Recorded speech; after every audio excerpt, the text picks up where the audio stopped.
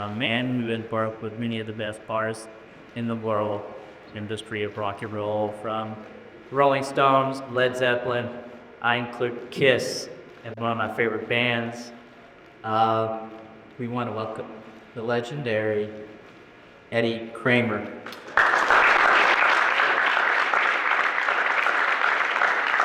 If you have the years want to take pictures or Phil is speaking, you may, but please do not take photographs of the slides just to show us. Thanks. You'll do it. Good afternoon, ladies and gentlemen, musicians and songwriters and roadies, hangs-on and layabouts, engineers. Are there any engineers? That's 1, 2, 3. Hey. I cover everybody. Lexington, Kentucky. Are you doing it? Now that's from an English South African American who lives in New York, works in LA. Well, that is sad. It's really a great pleasure and a thrill for me to be here this afternoon. And I'm going to tell you all a little about what I've been up to and where we might be going in this crazy industry of ours. I presume everybody in this room plays an instrument and figures that they know how to record a little bit of something, right? Everybody owns something in their bedroom or their bathroom or their basement or their roll the bottom end of my mic, please. Thank you very much, so I don't pop as much as I'm doing. Is that sound engineer over there?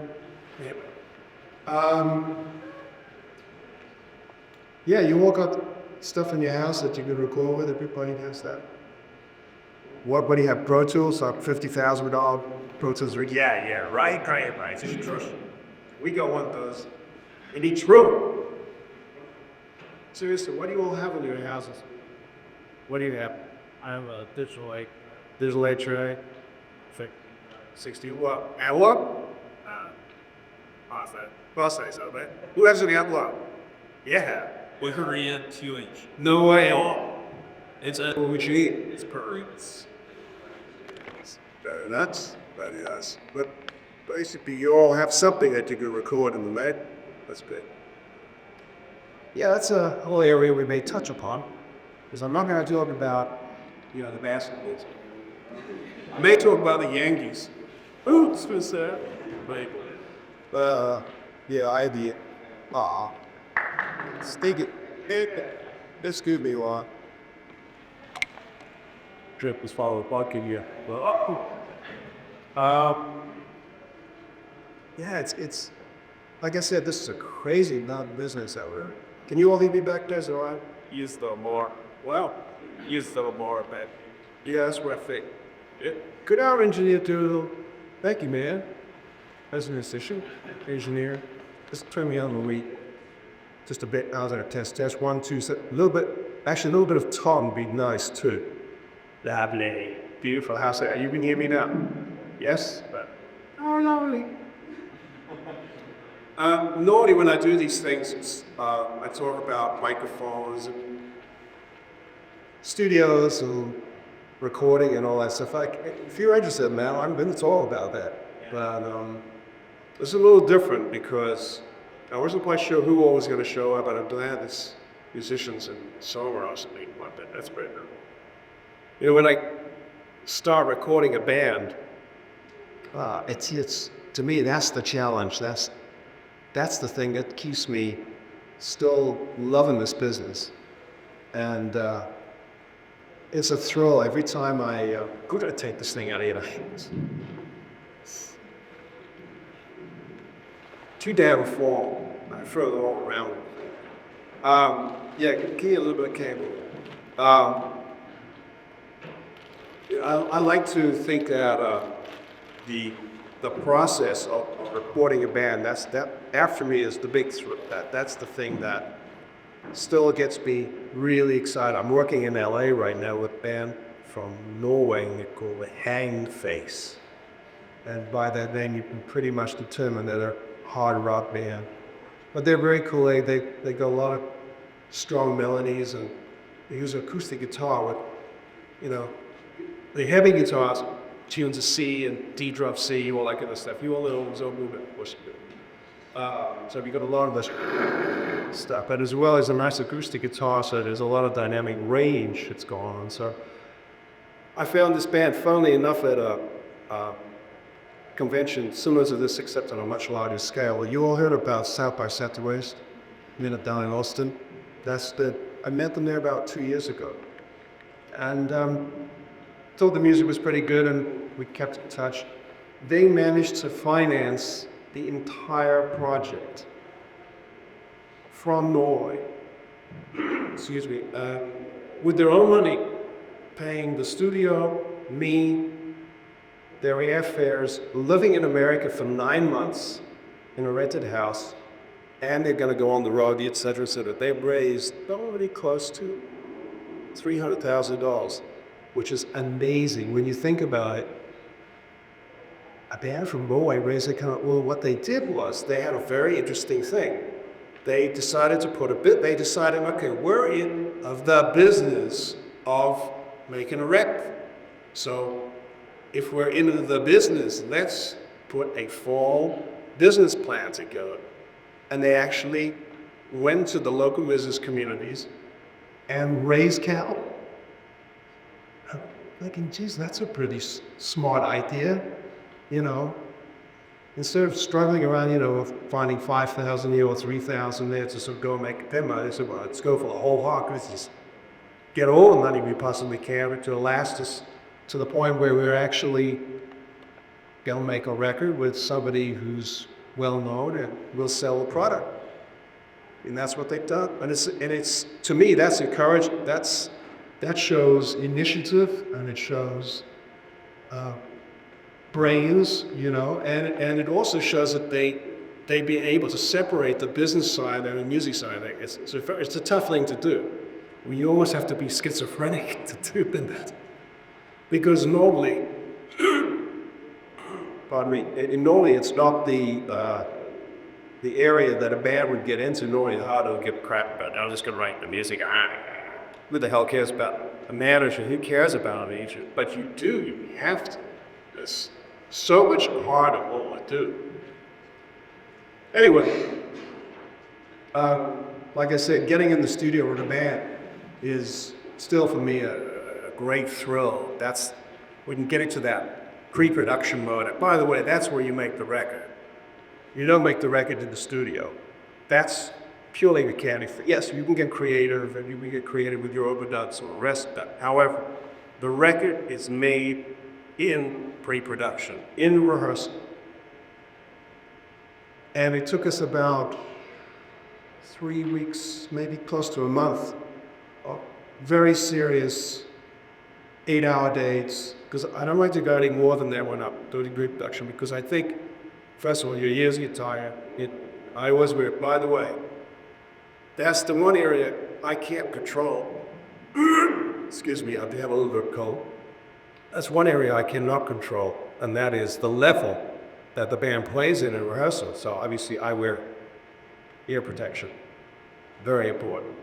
First of all, it allows me to be able to, not only the obvious thing saying my ears, but also I can hear individual things better that way. If I need to listen to the bass drum or what the bass guitar is doing in relation to the bass drum and how tight they are with the earphones. So I use UMF Spore, great big plugs. They stick out about 3, let's get So that's the thrill. That's the thrill of actually getting in there, in the trenches, and making the music that they're presenting to me feel as if, oh, now we're talking to me. But you see that bridge there? That doesn't belong. That's in the wrong place. And that second chorus, that's not as good as the first chorus. Why? And we analyze this song, we break it down, and we tear it apart, and we rebuild that song until such time as I'm satisfied and the band's satisfied, that everybody's put their 5 cents in. And then I have to walk around with a big stick It's actually a 2x4 with a couple of nails in the end, and if the singer misbehaves, I'm just kidding. But I use that 2x4 with the nails in it a lot, and it's a metaphorical thing for just getting a band to sort of think about, okay, now wait a minute, they came over from Norway, and they've got over 30 songs, we need to cut them down to like 15. And guess what? They wrote another 5 more while I was there. And those 5 are the strongest songs because they realized the process of how to make a song jump out and sound different on the radio. That's the process. That's the thing. There's the rub, bloody R, you know what I mean. Where the rubber meets the road. That's exactly what I'm talking about. It's that moment that you realize, oh wow, if I put this guitar part here, and I put the vocal here, and the bass drum and the bass guitar, and they're doing this and this, and all of a sudden all these little parts come together, and you go, wow, that sounds amazing. There's room for the bass drum. There's room for that snare beat. There is room for that guitar part. There is room for that vocal. It's not like 15 gazillion overdubs and a wall of sound and nobody can hear crap and it's all compressed to death. Well, we'll get into that in a minute. So that's part of that creative part. The other thing I'd like to talk to you guys about is the choice of studios and environment to record it. Obviously, I'm advantaged because I can walk into a studio, we're paying $2,000 a day, but it's the best studio in LA, or one of the better studios in LA, and it has a choice. I can either record on an SSL 9000, or I can record on a vintage Neat. Where do you think I'm going to record? Which one? The lead, yes. Why? Because it sounds better, man. And then, what am I going to record onto? 2-inch tape. Give that man $5. You all got $5, I give him $5. Yeah, 2-inch tape. So, but here's where it's a little different. I record at 15 IPS. Why? Because 30 is for wimps. And why is that? You see, now he knows too much. Get him out of here. There's a thing called a bump. If you look at 15, it has a lovely bump that is not made there, that's made bump. Who knows what I'm talking about? Peter Sellers. Anybody remember Peter Sellers? It's a bump. If you look at the response of 15 IPS, there's a nice big bump on the bottom end, and that's why I choose 15. But I also use Dolby SR. So all my original recordings are 15 IPS, Dolby SR, +6. Who knows what +6 is? Don't answer. What? Anybody? No, the +6 is the level that I'm recording at. I'm using thing which unfortunately is no longer available, the ASF 900. And I whack the crap out of it because I want to saturate tape. Not to the point where it's distorted, but I need saturation.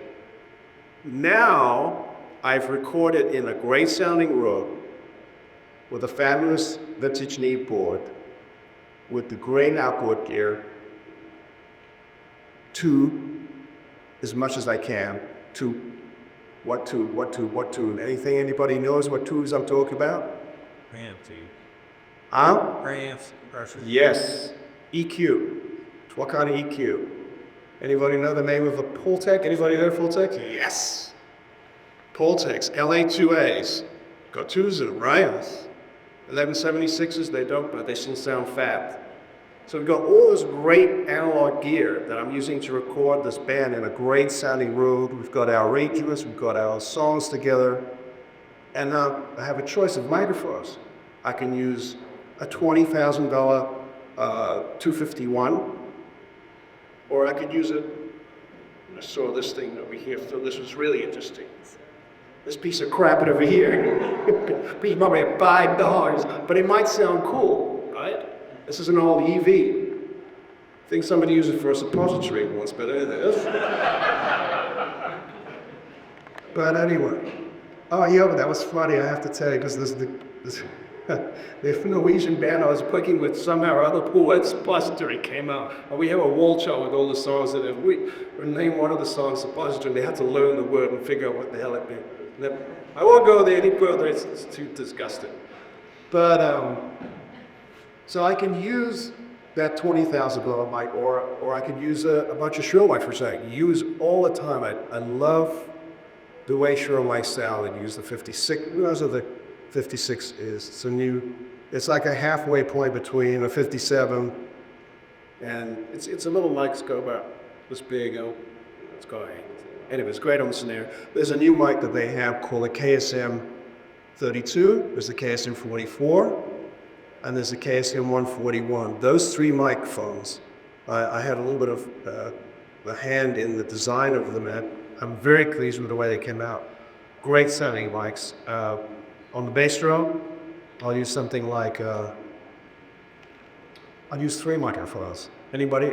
I'm gonna let you have a guess at what mics you're gonna use in the bass drum. All right, you can start. 421. No problem. E12. Uh, Detail. No, Claude, but the interesting choice, but no. Anybody else? Please. All right, no. They're not bad. 27. Who said that? Good man. Yeah, that's one of the mics. Yes. Why? Why that choice of mic? Warm line. What else? Exactly. Well, what he's just saying is exactly correct. Every microphone that I use, no matter whether it's a $20,000 250 telephone good or it's a 47 fit, they're used for a specific purpose. I don't care if it's a 57, 58, an EV. Each microphone has its own particular characteristic, and that is the palette from which you choose your size. Each microphone will react differently in different situations. For vocals, you could do the same thing. You would put up the singer and you could say, dude, sing, man. And you've got 10 microphones there, and you could go from like the most expensive mic to the cheapest mic. Quite often it'll be the cheapest mic. It'll sound the best for that particular singer or that particular day for that particular song. So it's a matter of choice, and you, as the engineer, producer, knowing what mic to choose. Very critical. The other mics I use would be two Shure microphones. It's an SM91, which is a little boundary light. It's really easier to stick inside the bass drum. And another microphone I also made by Shure, it's a 52. No, was that? No, it looks like that, but it ain't that. I don't know what the hell that is, but it's kind of, that's a steel that they're designing. But anyway, so there's a 56 on the stand, 52 side, etc., etc. And the 44s on the overheads, and sometimes a 40 cell, and lots of 2 preamps, and whatever else I can throw at. Done all this. Track sound great, album finished. I mean, basic tracks done. Now what are we gonna do? Now we're gonna enter into that dangerous world, should I dare say it, Pro Tools. It's something you have to consider because everybody is using Pro Tools or Nuendo or some form of digital recording device. And that's the trick, is how do you transfer that wonderful fat sounding analog into the digital world without sounding like crap? And so far I think we're kind of close, where we weren't preparatory, but now I think we're close. A 24-bit's 96K. You all know what I'm talking about? Anybody doesn't? Oh, you all do? That's great. Pro Tools can sound good. However, a big caveat, and that is, in that process of transferring from analog to digital, you have to do one very, very important thing, and that is what? Use the best word clock that money can buy. And right now it's a thing called Big Band. Anybody heard of Big Band? Who has? Raise your hand. Ooh. Okay, anybody used it? No? It is good. It does make a huge difference. All those four numbers are now lining themselves up and saying, whoa, we killed it. So, word clock. Now, there is also, as of the last AES show, anybody goes to an AES show? Anybody know what I'm talking about? Audio Engineering Society in New York just a couple months ago, not even. There's a little box that Apogee are making, and it will do this wonderful thing called interrupt the actual mechanism by which Pro Tools has so closely guarded their secrets and just bypass all the crap they have and allow you to put your own converters and your own A to D converters, which I don't like that idea, because I think that Pro Tools has a stranglehold, and I don't like that idea. So I love this idea that Apple, I mean, they're pissed. DigiDesign is so pissed that these guys, it's not even funny. So you can now put in your, I like converter, it's made in New York, it's called MEIC anyway, or the MEIC. MEIC converters are unbelievable, they really open. And Apogee are good too, but I have to like this guy, he hand makes them, and so it's kind of a cool thing. So now you're transferring your analog sound into the digital world very carefully. Now we're at 24 bits, 96K, yada, yada, yada. This is where I think the problem starts from a lot of bands. And if you look at the top 20, and I don't care if it's Tool, I'm with the Tool shit, I don't care who it is, they're all going into Pro Tools. And a lot of these records, when you analyze them, when you put them back to back, and 8 either, they all sound the same. Why? What's the reason? The reason is that they've all gone through this Pro Tools system. They've been squashed to death. They've been sampled to death. They have been processed to death. And when you get to mastering, the record companies and the A&R guys are saying, dude, I want it loud. So there's a war going on. And now we've reached this point where we've hit the walls. There is no more room on that CD for any or that period. And so all these damn records are sounding like it. They're right up against it. There is no more room. So what I said to George Marino and Sterling Sound for this Hendrix thing, just to work on, I said, we're lowering the level. I don't care. We're dropping it to ED because I want dynamic range. I made records that breathe, that move, that go from -20 to +3. I'm not interested in my records all going like and sitting there at +2. I'm not interested in that. So he agrees with me, and he's not the only one. Anybody heard of Bob Ludwig? All right, you know, if you don't know who he is, he's another mastering engineer. Bernie Grun was out the West Coast. All the top mastering engineers are saying the same damn thing. It's ridiculous. It's that a war that's going on, and it's the A&R guys and the record companies that's just saying, man, all my records sounding bad. Back up. I'm not going to play that game. So anyway, to get back to Pro Tools is used, unfortunately, not all the time, but a good percentage of the time, Pro Tools is used as a, should I say, not a weapon, but it almost dictates how the record's going to be made. Oh man, you bring the singer in, the dude can't sing. He sings the 8 bars, like he's out of tune, man. Let's hit that button, you know, the Atari's thing, you know, where you got that auto-tuner thing. So here's this poor ass singer, he's coming in the studio, he can't sing, but we make him sound like he can sing it too. Oh, you get the drummer in, he can't play worth a crap, right? He's all out of time. Oh, what do? Beat detective. You chop it up, and you make him sound like he's $1 million. Oh, now we got a singer who can't sing, a drummer who can't play, and a guitar player. More than likely, the guitar player can't play either. So now you have a situation where you're making a record with people who can't play. Yeah, you're right. That's a science. I mean, you might as well go next door to the chemical thing lab over there and make a science project out of it. Say, hey, use it. He's laughing. It's true.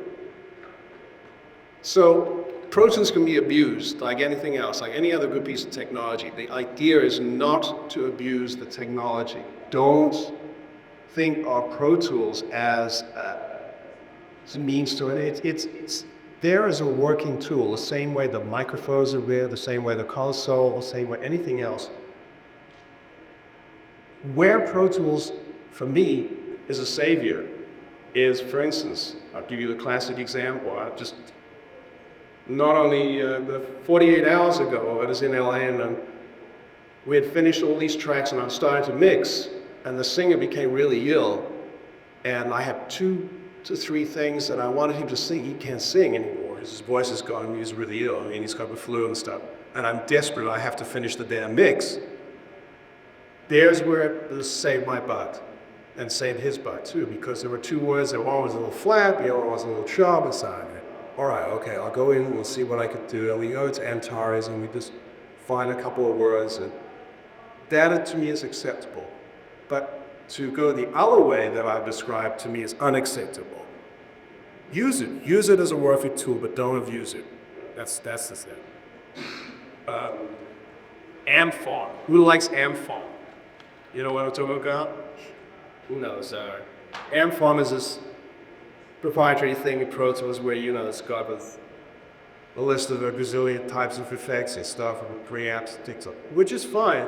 But I have to tell you, if you got the original, huh? No, I was just gonna say, I still get a kick at Mike and that 4x12. Well, exactly. The point of the matter is, try not to use Amphon, because the sound that you're going to get out of a Marshall cab, probably liked, is a whole lot better. A whole lot better. Anyway, we can talk about this for probably the next 10 years.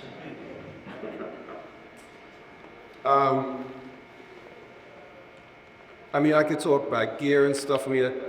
Just a quick couple of little things about gear. I work with a company called Line 6. Anybody heard of Line 6? Oh, you know what Line 6 is? Very good general manager, is that right? They made this amp called the 147. Anybody see the 147? It's absolutely amazing. I couldn't believe they came up with an amp that sounded that good. Plus, of course, they got the huge range of pedals and stuff. But I like to use the pedals rather than the plugins, because I think that going analog is much better than digital. Still feel that way. When in doubt, just use the original amp. Try to get that cool sound that when you step in front of the amp and your hair stands up, like that's the sound, right? Let's see. A little bit about myself. I was born in Cape Town, South Africa, a few years back. I'm only 23 now, but don't tell anybody. And I grew up in a country where there was no TV, and there was just radio. So as a kid, I listened to the Voice of America and the BBC Overseas Radio. And many nights I would fall asleep with my ear glued to the stick. Shortwave radio. I don't know if you remember what shortwave radio sounds like. It was like this. You can hear the modulation going like that. These. The sound I'm talking about, right? I guess maybe, I don't know whether that phasing thing started in my brain at that early age. Actually, the first electrical experience I ever had, I was about 3 years old, and I stuck a steel knitting needle into an electrical outlet, and it was 220 volts, because in South Africa we were like England, it's 220, not 110. It threw me across the room. It was a nice big explosion. It threw me across the room. My dad picked me up and smacked me and said, "What the hell do you do that for?" I've been like this ever since. But I was very fortunate. I grew up in a certain time where there were no distractions. I'd learned music as a child, and I fell in love with classical music. My dad was a self-trained classical musician. And I studied classical music for about 18 years. But somewhere along the line, when I was in high school, I started getting into jazz, much to my father's chagrin, and he was really pissed because, all that classical training started to go out the window, and I was hanging out with my friends, learning jazz, and I adored jazz, and I still do to this day, but I love classical music equally. So in the end, I had a very broad musical education. So I love everything from early chants through Bach, through Beethoven, Mozart, Brahms, and the Romantic period, all the way through 20th century, with Shostakovich and Prokofiev, et cetera, all the way up through Bartok, and then into jazz, and then into rock. So it was very, very wide variety of music I listened to. Very fortunate. And actually, I remember when I was at school, I used to listen to this program that had all the American contemporary hits. I remember this one label, this Little Richard. And then the piano part would drive me nuts. To me, it was like a revelation, hearing Little Richard. And I remember I was at school, I was singing about, had my eyes closed, I was like, the teacher came. Yeah, because in those days they were allowed to, they really clobbered you in those days anyway. I'll never forget. But I loved rock, I really did. I always, from early 12, 13 years old, right through the time I came to England in 1960. And then that was right at the beginning of the British Revolution, where I was very fortunate. I got into recording it by the time I was like 20, 21. But I was always recording bands in my house. I had one microphone, a little 15 IPS 2-track machine, and I would move the mic around from one instrument to the next as they did solos and stuff. I'll never forget that. But that was my upbringing. I loved it. I love music. Music is the thing that drives me to record. It's not the technical side. It may seem as if I love the technical side, but it's really an aside. It's not the main purpose. It's my love of music. I love to hear sounds. I like when a band makes a mistake and I go, damn, that's good. Because you think about Zeppelin, and you think about the Stones, and you think about the Beatles, and you think about Hendrix, and you think about any of those great bands that I was really fortunate enough to work with. They thrived on mistakes. What's the greatest mistake on a Zeppelin record that became a hit? Anybody know? Wait, we're guy in the back there who looks like a cop. Was it Friends Know You Do Celebration Day? Nope. Oh. Yes? Who said? Yeah. What? Airplane flying? That's one. Squeaky Get Grumbled. Yeah, do not be gay. Like dog? No. The middle section for the solo, that's the way I had it. Close. A lot of us. This man, stand up. Give him $5.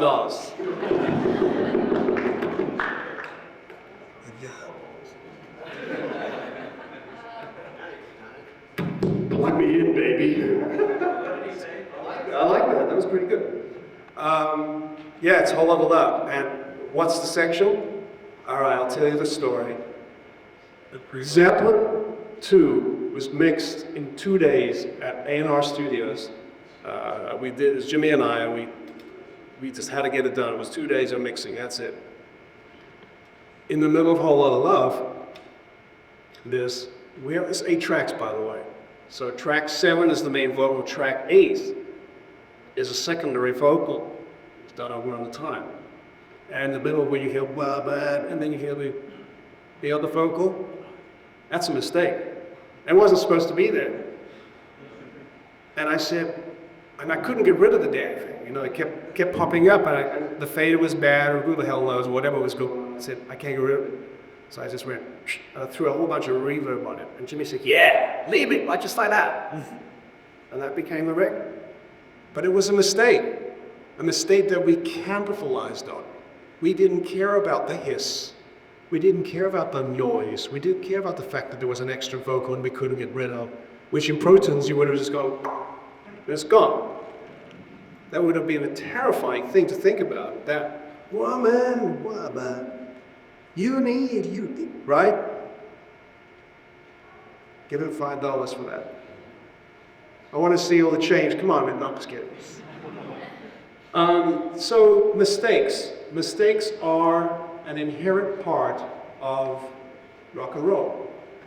And if you take the mistakes out, you take away the spontaneity. If you take all the hair and all the crazy crap that hangs in there, you take away all the fun. Listen to the Stones records. They are so out of tune and so out of time. I mean, and yet you listen to them and they're great because they have a feel, they have an inherent feel to it that is just undeniable. Listen to some of the great R&B records from Detroit, you know. They were a little bit more perfectionist oriented, but still, there was air to the record, there was funk, there was feel, there was something was going on in those records. They weren't perfect. So that, I think, is what's missing to a large extent. It's in a lot of today's music. Oh, and it sounds like I'm sort of painting with a very broad stroke. I have to, by virtue where I've come from or what I'm hearing today. I try to make my records not perfect. I try to allow as much spontaneity as I possibly can in my records, and I think you guys should too. And I use the word guys as a sort of collective phrase. So anyway, to come back to England, and there was a young kid in the early 60s, and I got really lucky. I went like this. I was working for a TV agent, an ad agency, and I was an internal messenger boy, a gopher, and I was getting very bored for this. And on the side, I was doing installations of gear, antique cafe bill high fronts and stuff like that. One night, just picked up what they call a TV yearbook. There's a big fat book which listed all the TV studios and recording studios. I said, you know, engineering, let me see, music, wow, studios, that could be cool. And I closed my eyes, I went with a pen, where the pen landed, I wrote off letters, I got a job as an assistant. Actually, I was not an assistant, I was officially a T-boy. Now, a T-boy is a gopher, a person you generally kick around, and you literally walk in there in the studio and you go, more tea, and how many sugars would you like with that? Yeah, don't remind me. Because, you know, they drink a lot of tea, as you can imagine. And it weren't the Boston Tea Party. So I got a job, and I learned from the ground up. There was no schools, there was no Berklee School of Music, there was no Full Sail or you name it. MTSU, everybody know about it. It's an MTSU diamond. Middle Tennessee State University, right? Is there one nearby here? A School of Engineering? Where's the nearest one? Recording workshop in Subconville. Where is it? Subconville. Oh, don't know it. Don't know it, mate. I haven't been there. But anyway, there wasn't one of those. I wish they had been. So I had to learn from the ground up and, you know, took a lot of abuse from a lot of engineers. But you learned, and fortunately, the guys I worked with were brilliant. Absolute, the best engineers that I could ever learn from. My first real mentor was a guy named Bob Auger at Pi Studios in London in '63. And we would go out with a 3-track half-inch tape machine and 3 U-47 microphones and record an entire 90-piece orchestra with 3 mics on a 3-track machine. And you'd hear those tapes today, they sound amazing. And then the next day we'd be in the studio, we'd be recording the Kinks. I was the assistant tape operator on that session. First time I ever heard a loud guitar, I jumped 6 feet. Holy crap, that was funny to see me jump 6 feet. So it was a great time because I learned how to record everything from a big band. Sammy Davis. It was so amazing to see Sammy Davis with a huge big band. And that was a problem because he had his own rhythm section. This is 63, 64. Can you imagine what the problems were with the unions, or the English union, American union, and how they worked that shit out? You don't want to know. But anyway, we did the session, and I was so nervous, man. I have to tell you, this was the first midnight session ever in England. So it was pretty important. So that's the kind of stuff we did. later on, I moved to a studio called Olympic. Olympic was the place where I was very fortunate. I met Hendrix, the Stones, and worked with them, and Traffic. And I also was very fortunate to work with the Beatles too, that was the only time I ever got nervous, I think, working with Beatles. So that's like, that's royalty, you know. And I having worked with Hendrix and the Stones, that was fine and nice and great. But Beatles, and I took pictures, as you're probably aware of, and it was the only time I chickened out. I said, "Ooh, good, I'm not do this." And I figured if I took my camera out, they'd either shoot me or I'd get fired or something. No, they wouldn't show. You know what I mean. But it was a different time, you know. I look back on it and I think, see you guys, it's been nice knowing you. Sorry you can't stay. That's okay. I wanted to make you feel embarrassed. It's okay. Later. Imagine the time when, you know, you're in the studio with Hendrix and Brian Jones from the Stones walks in. Excuse me, he did not walk in. He stumbled in. He was drawing by his mind. And it was a different time because the bands would hang out with each other. They were just friendly and they just wanted to contribute to each other's music. I remember the Stones being in the studio, and then about 11 o'clock at night, it would walk two of the Beatles. So how about singing background vocals? I mean, does that ever happen today? No. Because the managers of the record companies would have said, "Oh, you got to pay them $1 million to get my guys to come." Didn't even think about it. It was a different time. Politically, it was different. Economically, it was different. You know, we didn't. We were doing this because we loved music. We didn't care about the music business. We didn't know about the music business. Different times, very, very different times. The state of the music business today, in comparison to where it was then, now it's a big business. I mean, now you heard about the latest thing, right? Sony and the BMG. They're now brothers and sisters. Did you hear about this? You all know about this? So what does that mean? That means that BMG and Sony now are a joint venture. Now they're going to fire half of their staffs. That's terrible. That means a lot of people are going to lose their jobs, which is really sad. It could be that they were inflated. I think a lot of people will lose their jobs. It's not a good thing for us. So we have to be really careful about who we go see in terms of getting our records sold. The guy that you thought over at Sony was your main guy may not be your main guy anymore. Maybe call up and he's gone. No, he's probably working at McDonald's or something. Well, not exactly. Maybe he's working at an upscale French restaurant. Yeah, those guys are getting like $300,000 a year, $400,000. Come on. No wonder, you know, the records retailing for $18. Duh, hello, record companies. Now they decided to drop their prices to $12. Guys, you should have done this 3 years, 4 years ago. Because who the hell wants to pay $17, $18 for a CD? I don't. Do you all? And that brings it to the next point. What about, let's say that everybody in this room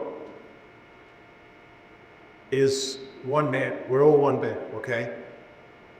Or 10 bands, doesn't matter. Whatever you want to call yourselves. XYZ band. You have spent a year rehearsing, another year on the road, playing the worst dives, the worst bars, the skankiest places you could imagine, right? And you sweated blood, you've worked on your material, you've driven halfway across the country and back, and you found your record producer, and the record producer got you signed to a label deal, and now you got your $250,000 or whatever it is that's gonna make you a fabulous record. And you go in the studio, and you spend 3 months making this record, and just so proud of this thing. It's the best thing that you could possibly do. And you mix it, and you go to mastering, and they were within 24 hours, some idiot has managed to steal that damn thing and download it. And you know what? Bye-bye royalties. It's all gone.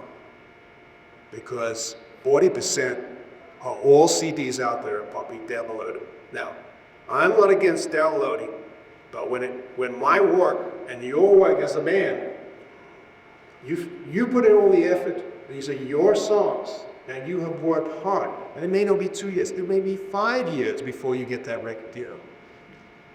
It is now for free. I'm working for free? I don't think so. I mean, what's up with that? All right, now is there a different way to do it? Yes. iPod, 99-cent download per song, cool idea. But the other stuff, I do not agree with. And I think somehow or other, rec companies, I think, are a lot to blame. And I think that they were very, very slow to get on board and figure out how the hell do we make this work. Yeah, give away a couple of freebies. Give away 2 or 3 songs from the record. That's all right. I don't mind. People are going to listen to go, wow, that's cool. I can download these 2 or 3 songs for nothing. I want to go buy that record. Instead of the record being 12, 15 bucks, make it 10 bucks. Because I wrote that original CD with original artwork. Where I think it's going to go, it's possibly going to go, that CDs will no longer be CDs, they'll be DVDs, which means that you will be able to pay a fee to download some kind of signal which is controlled by the label or whoever the organization is. That will allow you the whole damn thing. You will print out the full bio of each member of the band, videos, all this kind of, plus the music, plus extra tracks. That's cool, but you have to pay for it. Whether or not that will work, I don't know. Somebody come up with the technology, let me know, I'll make you a deal. So,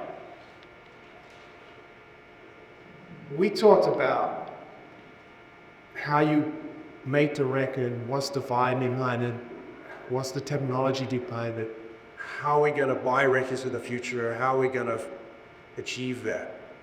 But you know what? All of what I just talked about goes right out the window because of one simple thing.